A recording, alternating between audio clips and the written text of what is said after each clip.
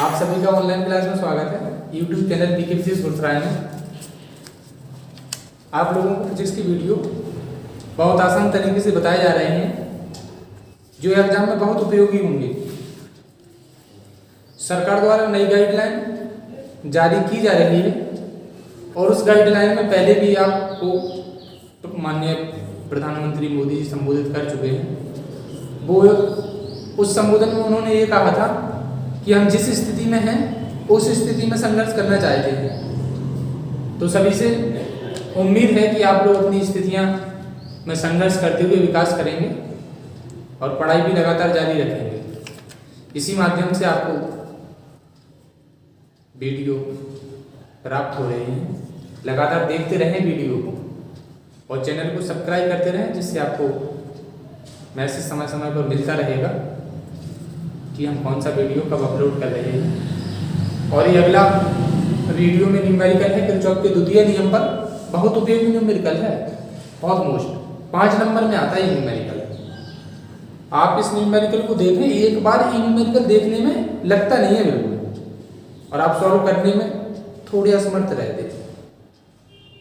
तो आप अपने आप की जो शक्ति होती है, स्मरण शक्ति, उसे बढ़ाएं और सवाल को कंटिन्यू देखें संघर्ष करते हुए करने वाले माध्यम से, तो आपको वो सवाल समझ में आएगा। देखें किरचॉफ का द्वितीय नियम हम आप लोगों को ऐसे जितने भी न्यूमेरिकल बताते परिपथ संबंधी लूप, तो हम किरचॉफ का द्वितीय नियम जरूर बताते हो। द्वितीय नियम ये है आपके पास, किसी वैद्युत परिपथ के प्रत्येक बंद पास के विभिन्न खंडों में बहने वाली धारा आई तथा संगत प्रतिरोध कैपिटल R के गुणनफल का बीजगणितीय योग उस पास में लगे विद्युत वाहक बल के बीजगणितीय योग के बराबर होता है। किरचॉफ का द्वितीय नियम है, इसे पास का नियम भी कहते हैं, लूप का नियम भी कहते हैं। इसका नाम वोल्टा भी है, वोल्टा का नियम भी है। और ये ऊर्जा संरक्षण के सिद्धांत पर आधारित है, जो क्वेश्चन 1 नंबर का बहुत उपयोगी है, पूछा जाता है। किरचॉफ का वोल्टा नियम है जो किस सिद्धांत पर आधारित है, आप लिख सकते हैं ऊर्जा संरक्षण के सिद्धांत पर आधारित है। इसके नाम दूसरे तीसरे जो है कभी कभी बदल बदल के नाम से आ जाता है, ये आपको स्मरण करना पड़ेगा। किरचॉफ के द्वितीय नियम के नाम जो है वो वोल्टा का नियम है, पास का नियम है, लूप का नियम है, और किरचॉफ का द्वितीय नियम ऊर्जा संरक्षण के सिद्धांत पर आधारित है। देखें आप न्यूमेरिकल,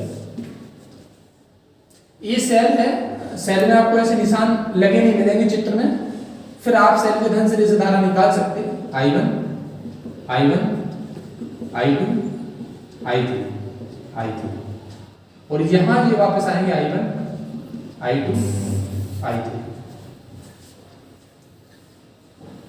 अब आप किरचॉफ का प्रथम नियम बिंदु D पर लगाएंगे। किरचॉफ का प्रथम नियम बिंदु D पर,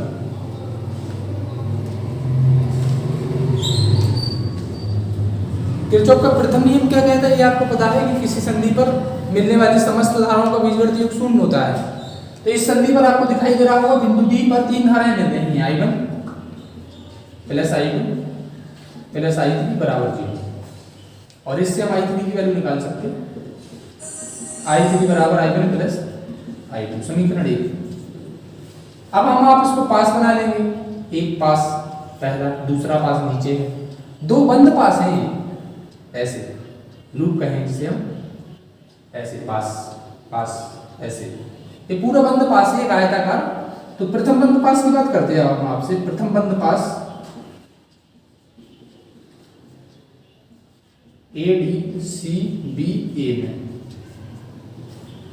प्रथम बंद पास ADCBA में क्लोज हो गया, ADCBA में बात करें, ठीक है कोई बात नहीं। अब देखें आप प्रतिरोध धारा के गुणन,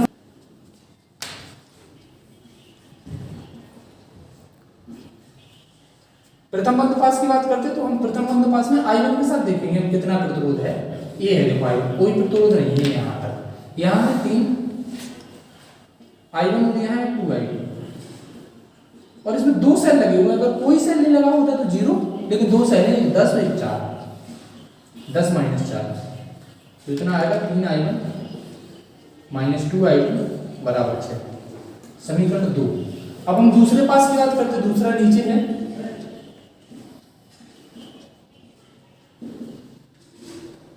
द्वितीय वृत्त पास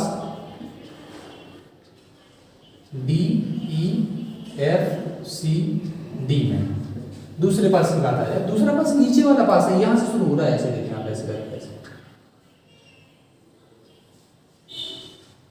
बढ़िया सवाल है दूसरे पास वाला। इसमें देखिए आप 2i2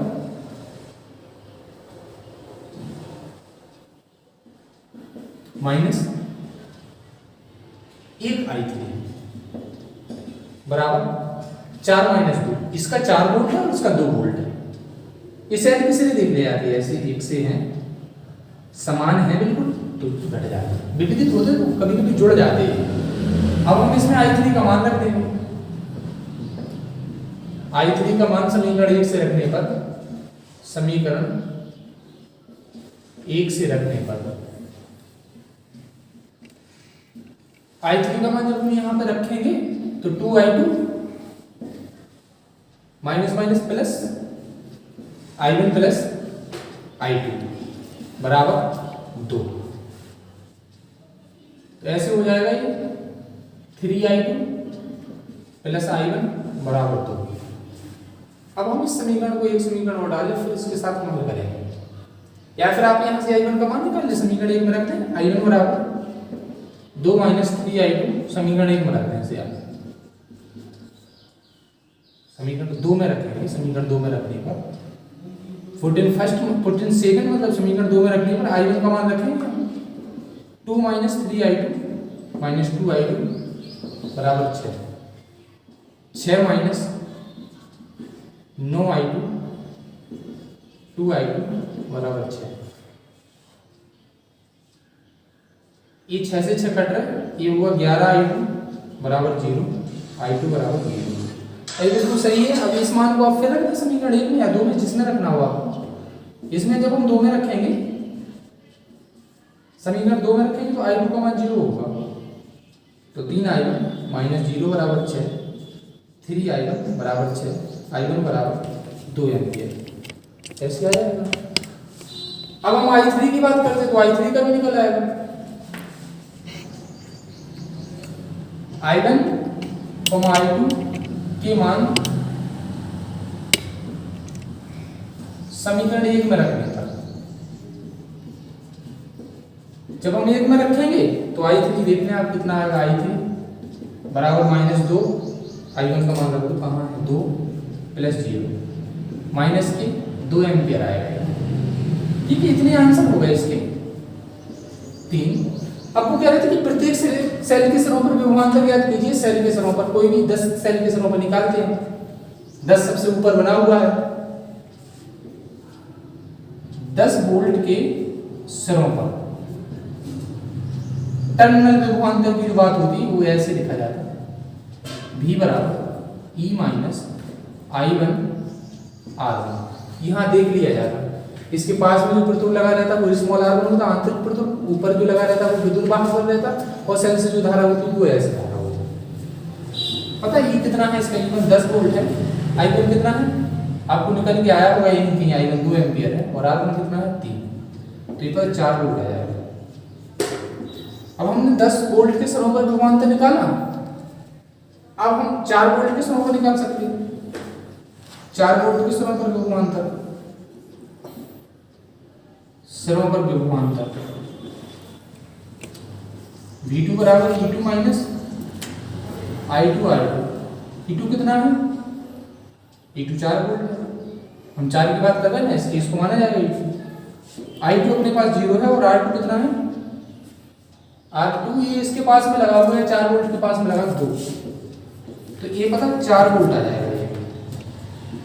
अब लास्ट और बचा ये कौन है, सबसे नीचे 2 वोल्ट के सिरों पर, 2 वोल्ट के सिरों पर विभवांतर V3 बराबर E3 माइनस I3 R3। अब E3 पता कहाँ है, इसका 2 वोल्ट है ये, और I3 पता कितना है, I3 यहीं कहीं निकला था 2 एम्पियर माइनस के, और ये 1 है, तो ये भी पता 4 वोल्ट आ जाएगा। और आपका ऐसे न्यूमेरिकल लग सकता, कम से कम 5 नंबर का न्यूमेरिकल है, लगाना थोड़ा कठिन जरूर होता, लेकिन बहुत इजी और आसान लग जाता है जब आप उसे कोशिश करते हैं इस न्यूमेरिकल को लगाने की।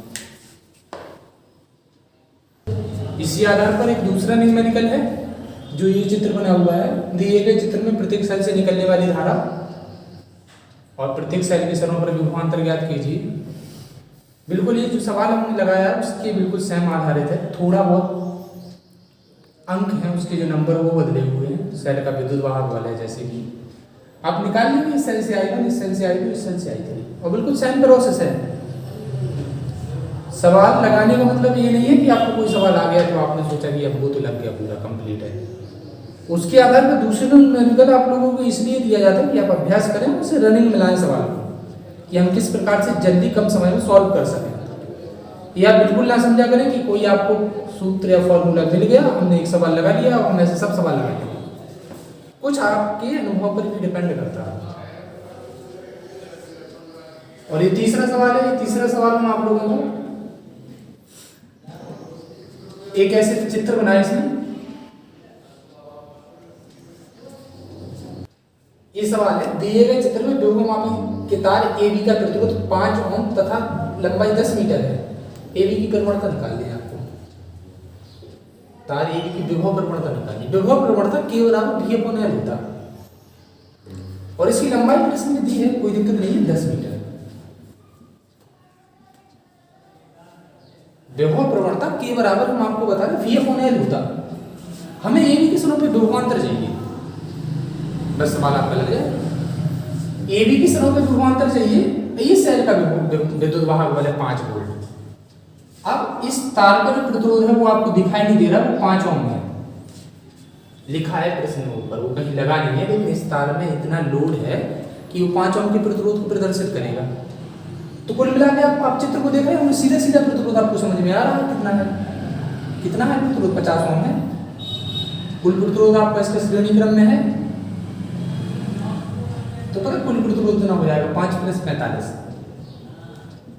50 ओम। ठीक है, 50 ओम हो गया। अब हम धारा निकाल लेंगे। सर्किट में धारा जो सेल से धारा आ रही, सेल की धारा या सेल से निकलने वाली धारा I बराबर V/R से निकल आएगा। V 5 वोल्ट है, 1/10 आ जाएगा I। अब हम इसके सरों पर विभवांतर निकाल लेंगे। AB के बीच विभवांतर, AB के बीच विभवांतर V बराबर IR से निकल आएगा। AB वाला प्रतिरोध काम करेगा, ये आप ध्यान रखेंगे। AB का प्रतिरोध 5 ओम है, ये 1/10 है, ये 0.5 वोल्ट आएगा। AB के बीच विभवांतर जो आपको पहुंच रहा है या मिल रहा है AB के बीच वो 5 वोल्ट है। आप विभव प्रवणता की बात कर लेते हैं। विभव प्रवणता K बराबर V/L। V AB काम करेगा और V पता कितना है? ये 0.5 और L कितना? 10 है। बस इसका आ जाएगा इतना आएगा 0.05। अब इकाई की बात करते हैं। इकाई कितनी होगी इसकी? इकाई होगी इसकी वोल्ट प्रति मीटर। जो वहां पे लिख नहीं पा रही वो हम आपको यहाँ लिखे दे रहे, कहीं आगे पीछे। इतना आएगा K बराबर, ये K बराबर इतना आएगा, इसका भाग देंगे, K बराबर इतना आएगा 0.05 वोल्ट प्रति मीटर। ये आपका उत्तर इतना हो जाएगा और आप ऐसे सवाल लगातार लगाते रहें।